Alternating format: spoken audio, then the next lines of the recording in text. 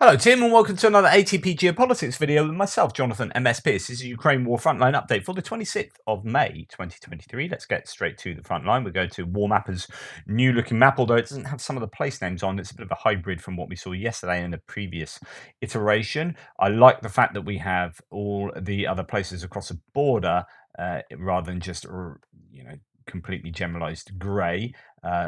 Useful, but yeah, it'd be nice to have some of the place names on here, but it could change over the next few days. I don't know. We're looking at the northeast sector, Kupiansk to Svatova to Kreminna, and that looks on my map like this: Kupiansk up here, Svatova, and then Kreminna down there. We'll go to the ISW to see a bit of an overview of what's happened in the area. Basically, Masyutivka, unsuccessful offensive operations there. Let's get a little bit of understanding of Masyutivka. So this is, if we come and look at my map, I guess, to give you an understanding of where we're looking at. We're looking down, the Oskil River comes down here. Masyutivka is there. Some disagreement between mappers as to who controls this area. Masyutivka itself is only a couple of houses, literally a couple of houses. And you got Dvorichna up there, which is there's higher ground, as we'll see from this map, higher ground to the left-hand side to the west of the river, and much lower ground here. So even if the Russians do take control of some of these areas, going down towards Kupiansk, the Ukrainians have the advantage of being on the high ground and being able to sight the Russians and take pot shots and whatnot. So it's not massively advantageous for the Russians to take some of this ground here, because the Ukrainians would just sit back on this high ground. You can see the sort of bluffs, if you like, on not quite cliffs, but high ground to the west there. So that's what's going on in Masyutivka. Will just give you a slightly greater understanding of the physical geography of the area. ISW then continues geolocated footage published May the 24th, and this is after talking about how there's unsuccessful attacks in Bilohorivka. In fact, let's go and look at Bilohorivka before we go to Shpirina. So Bilohorivka, first of all, Syriac Maps is back mapping, and that's really useful for me. Although some of the catch up is over the last 5 days, and it doesn't really reflect what happened yesterday. Might be relevant in the Bakhmut area, where it looks like the Russians have made some gains. I'm trying to work out whether that's map rejigging from all the mappers or whether Russians have made gains. But anyway, don't want to jump the gun. Here is Bilohorivka, which is just to the south of Kreminna. As we come down this front line, we come towards Kreminna, which is, if my mouse works nicely, there. So Kreminna is there. We are looking at Bilohorivka here. Now, what is relevant about this is, one, the claim that the Russians have made some ground here, and this is what is indicated by Syriac Maps. LPR and Russian army forces took control over high positions east of the town. Meanwhile, Zakidna filtration plant returned to be a grey or disputed area. So that's interesting, because they previously had this filtration plant there under Russian control. I had that as don't know for some time, and then we got geolocation from ISW that actually the Russians were in there, but it could well be that that filtration plant is now back in the grey zone. And under neither side's control, they are fighting over it. And this is the area that Syriac Maps are saying that the Ukrainians have lost to the Russians. The Russians have gained some ground there. So that's what's happened in Bilohorivka. And then we come further down south to Shpirina, where Syriac Maps makes a claim about this area here. And indeed, ISW also has claims. Let's go and look at what Syriac Maps says first. So, yeah, here it is, Shpirina. So, Ukrainian-Russian war, day 455. Situation on the eastern front. DPI and the Russian army have made small advances on the eastern outskirts of Shpirina. And that gives you an indication of the ground they've taken there, as according to them. ISW, Institute for the Study of War, American Military Think Tank, says geolocated footage published on May the 24th, so that's 2 days ago now, shows Ukrainian forces capturing positions. So this is Ukrainian forces capturing positions on the eastern outskirts of Shpirina. Let's see what that geolocation is. So this is it. There is some footage, I can't really show you, it's a bit inappropriate, of the capture of a Russian position. Soldiers of 14th Brigade took up position after the soldiers of the K2 Battalion struck it with two first-person view drones. These are being used and incredibly effective, not only in taking out moving vehicles because they're fast and FPV, first-person view, but also they're really useful in taking out trenches. The warheads, the RPG-7 warheads are pretty potent. And so, yeah, anyway, they've taken that position, which we can geolocate to here. So this is interesting because Syriac maps are saying the Russians have just taken this position, and there's geolocation from 2 days ago that the Ukrainians have taken that position from the Russians. That's why I have both colors in that area. It's disputed.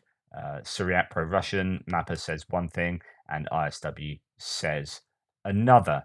Okay, so that's Ispirina. Then, as we continue down, we come to our usual Bakhmut sector here. We have, as I say, Syriac Maps is back mapping and shows some changes to the mapping in this northern area, actually. And I'm trying to work out whether it's gains or rejigging the map, as I said previously. So they seem to have a bit of change around this northern area around Dubovo Vasilivka in favor of the Russians. Let's go to Syriac Map and actually see what they have to say. So this is situation on the Bakhmut front. That is to the north there, as you can see, just south of the reservoir. Go back to my map. That's south of the reservoir, which is here. There's a reservoir. So some gains for the Russians in that area. They say of that. During the last 4 days, positional advances were made by the Russian army after the Ukrainian army withdrew from some of the previously recaptured positions on the flanks of the western outskirts of the city. I'm hearing very little information that's certifiable on about the northern flanks here. So we can see that there are gains, as I say, just to the north of Bakhmut, and then gains, it appears, on the the west of the city itself. So as we come in, but I think that was the gains that already had in place. They're just showing maybe a bit of a catch up there. And then there seems to be some rejigging, and this is the same for Andrew Perpetua, the pro-Ukrainian mapper. In this southern area, it seems that there could be Russians retaking some land, or it could be that it is just getting greater confirmation of who controls what. Andrew Perpetua, when he's talking about it on his live last night, didn't really mention that the Russians had taken back land, but just that they controlled that land. So I got the sense that it was just confirming mapping lines that were maybe slightly less sure previously. Okay, the ISW says that there are unsuccessful attacks going on around Bakhmut. There's still claims about the Ukrainians hanging on in Bakhmut. I don't know to what degree that would be. A Russian mill blogger claimed that Russian forces have shifted their focus to the T0504 Chezhiv Yar Bakhmut road and the O0506 Kromova Bakhmut highway. So the two ground lines of communications into main supply routes into Bakhmut, and remarked that heavy fighting continues on the flanks of Bakhmut. The mill blogger claimed that Russian forces are now trying to capture Ivaniska and Kromova. Several Russian sources indicated that the forces of the Donetsk People's Republic are increasingly arriving in Bakhmut and supplanting Wagner fighters in the city. And that seems to be the case, that that Wagner are pulling out of Bakhmut, being replaced by conventional Russian forces. Will that change how the Russians operate in the area? Will it lead to greater or lesser success for the Russians? I guess that's still to be seen. But it could be, if we come down here to look at Klishchivka, it could be that the Russians are able to push back as they're getting greater reinforcements, being afraid that they would lose a lot of the territory they gained with the localized Ukrainian counterattacks. And it is around this area, so just here and there, that it appeared, well, actually here and there, this is Andrew Perpetua's mapping here, where the Russians are, as according to the blue lines, that the Russians are in control of. But again, I think Andrew Perpetua, because Deep State Map and Syriac Maps, I think, had this in their control. So I think Andrew Perpetua is just sort of changing that in line with some of the other mappers. So again, I'm not 100% sure that it is a gain for the Russians over the last 24 hours, but it's certainly worth keeping an eye on this area to see whether Russians do gain some kind of momentum or whether that is just rejigging maps. Okay, let's go on to Avdiivka. It's amazing not to spend that long on Bakhmut. Again, things have quietened down a little bit. Um, but I think there's also going to be a good deal of operational security coming out of the area. Okay, in Avdiivka, before we get onto one of the main things there, we'll just go to the ISW again. Russian forces continued ground attacks in the area, unsuccessful attacks in near Avdiivka to the north, near Novokolnyove, and then near Krasnohorivka as well. So that is up here in this northern area where the Russians have made some gains up to this railway line, just very minor gains, a couple of fields there over the last week, but nothing heard since then. And then we have ISW continuing, talks about Marinka there. So before I go on to Marinka, I'm going to just talk a little bit more about Avdiivka and then go west. So additional geolocated footage posted on May the 23rd shows that Ukrainian troops may hold positions south of Avdiivka near Opitny. So here is a geolocation. It's talking about DNR forces firing mortars, self-propelled guns, and IFV munitions at Ukrainian positions near Avdiivka. Footage also shows an old BMP loss, a Russian BMP loss.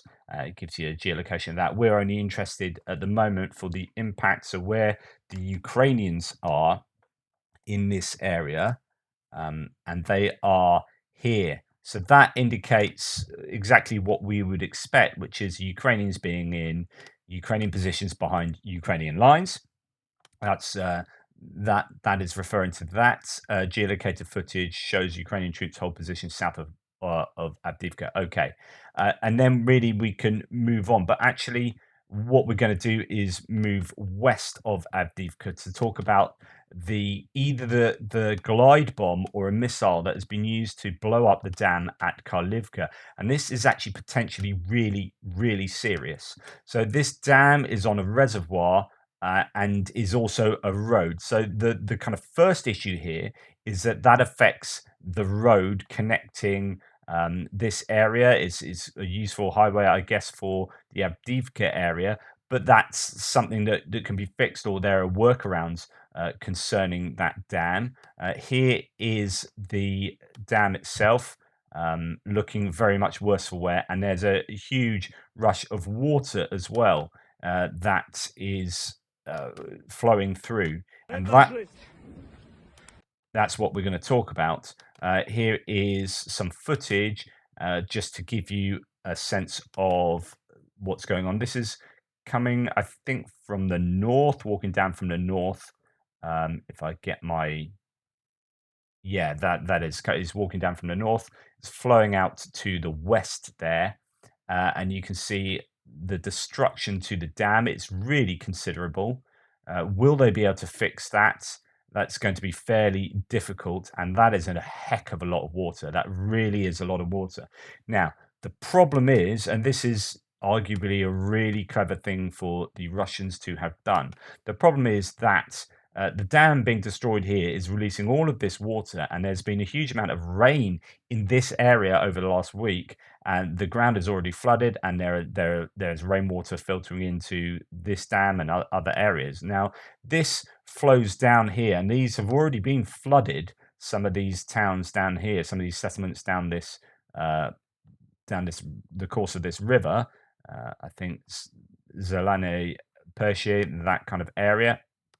And then it comes down to a further reservoir here. And this reservoir is arguably full because of recent rains and the time of year. And this is Kurakove, which is really important as a staging post. It helps out Marinka, it helps out Vuhledar. This is really logistically quite important. So if you get that that reservoir flooding further down here and then flooding into this reservoir, and this reservoir can't hold it, then you either have to let it all out or it bursts the dam or whatever, and it's going to flood here along here to Konstantinopil, further to the west of this reservoir, and there is a highway that runs along there, along this very low ground, that will be flooded, and you won't be able to. Basically, this affects the counter-offensive preparations quite significantly, particularly in this corner of Donetsk. That really is a significant challenge for the Ukrainians. So if we have a look at the topographic map, here we have the dam up in this area being burst, and that comes down, floods down here, feeds into this dam, and as you can see, in fact, we make this full screen, you get a better understanding. You can see that, there's low ground coming all the way down here. These will be flooded. This area is presently flooded, and that will all feed into this reservoir. And then as we go west of this reservoir, as it catches up, you can see that the highway is pretty much next to that floodplain.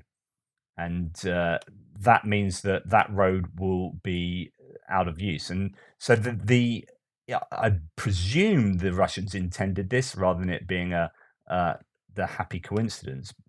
This looks like a very strategic hit that actually affects the entire region. And if you're getting flooding in this entire region from that one hit, then they're getting a lot of return on that investment.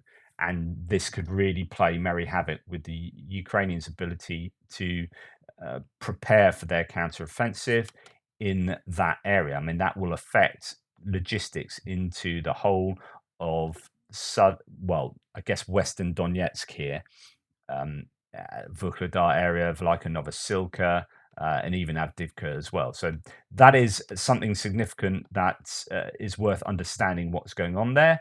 That's the dam in Karlivka. And then we're going to come on to Marinka. There's some geolocated footage concerning Marinka. It shows that Russian forces have made marginal advances towards Polyhavchna Street in western Marinka. Let's see where that is. And indeed, I need to find that geolocation. Yeah, I think that is here. Yep. So let's find that. So here it is. This is the geolocation for a Russian tank firing to the west in Marinka. So where is that Russian tank? And remember, the claim from ISW is that it shows marginal advances towards the west. We'll see where that is in terms of the geography of Marinka. And that tank is firing actually pretty much within Russian controlled areas. So I wouldn't say that suggests to me that there is marginal gains. It depends what ISW's previous map was and how up to date it was concerning control in Marinka. But that shows that there is A, mechanized equipment being used there still, and B, that they are pushing towards the west. So there could be some movement, and that's the street they're talking about there. So attacking, trying to move further west from Druzhby Avenue where they were, and pushing the Ukrainians out towards the western outskirts of Marinka. So it looks like there's fairly tough fighting in Marinka as ever. And then Russian forces do not conduct any confirmed or claimed ground attacks in Western Donetsk Oblast yesterday. And in fact, there's not really a lot of talk about activity on the ground anywhere else along the front line. There's a lot of talk about missile attacks, about Storm Shadow, HIMARS, and drone attacks in Crimea, in Zaporizhia. There's a Su-25 that was shot down around Melitopol, and another one that was shot and returned to the airport there, damaged. So that's some success for the Ukrainians in terms of air defense. And then Melitopol, Berdyansk, Mariupol, Bilmak, Tokmak, Polohi, Volnovakha, all of these Vasilivka, all of these places getting absolutely hammered on a consistent basis. And of course, not to forget that Crimea is getting attacked by a number, Sevastopol, but also Jankoy up here, which, as you can see, is a logistics hub. It has a railway coming through there. We go to the War Mapper map, we can see that, yes, somewhat clearly. It's not as clear as it used to be, but you can see these grey lines. So that's Jankoy there. And then Sevastopol there getting hit, or at least attempting to be hit with a lot of drones. I don't know how successful the drones have been, the Ukrainian drones in Crimea, but certainly these hits on Berdyansk, Melitopol, Mariupol seem to be pretty successful. The storm shadows are being used to some decent effect in the area. And that's pretty much the frontline update. It will be interesting to see how Bakhmut develops, whether Ukrainians are going to try and, whether the objective really is to try and gain any land there. And I don't think that is. It's just about fixing the Russian troops there, which they are successfully still doing. Anyway, we'll see how that develops over the coming days. Please like, subscribe, and share. The one thing I did forget is confirmation of Poulet-Volant's map of Bakhmut in the area shows that there are these potential gains. However, I think Poulet-Volant uses Andrew Perpetua quite a lot to get information, and so this looks like their understanding of or a reflection of Andrew Perpetua, because also Poulet-Volant has in Adiivka an area here where there is gains for Ukrainians, and that is indeed what Andrew Perpetua showed on his live stream on his map. So I think there's some reliance on Andrew Perpetua. That's worth just popping in to see. I did forget to say that. I talked about there being lots of activity in the Pervomaisky area, with the Russians losing an awful lot of mechanized equipment in this area in a couple of attacks. Well, Andrew Perpetua says there's confirmation, there's geolocated confirmation that the Ukrainians hold this position there, this tree line, and that position. So that is a gain from what was previously on the maps in terms of actual Ukrainian control, and that is reflected in Poulet-Volant's map, which is, I say, arguably a reflection of Andrew Perpetua. So it's trying to work out who's independent here, but what are independent sources, who are the sources they use. I try and tell you who I use. I mean, it's pretty obvious because I show them to you, and I let you know. So if you disagree with me, it's the sources that you want to be disagreeing with. But then I'm not saying the sources are 100% true. Is and I try and tell you what position they are, whether they're pro-Ukrainian or pro-Russian, just to give you an understanding, so you can make up the decision as to what you think is going on the front line. Anyway, sorry, that's stuff I forgot to say when I should have said it. But anyway, thank you for listening. Please like, subscribe, and share, and I'll speak to you soon.